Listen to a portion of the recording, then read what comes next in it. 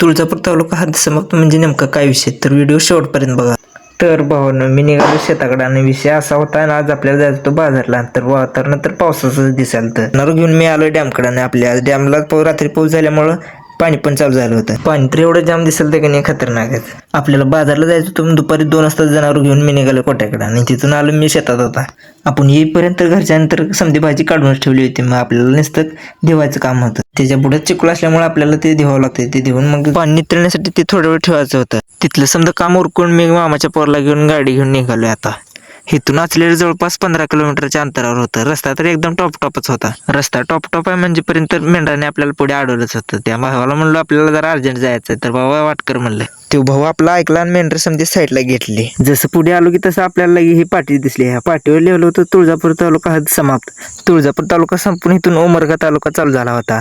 इथून मी आलोय आता आचलेमध्ये. इथं आले आपल्याला काय बाजारचा रस्ता सापडला गेलता. इथं एकट्याला विचारलं बाजारचा रस्ता कोणीकडे.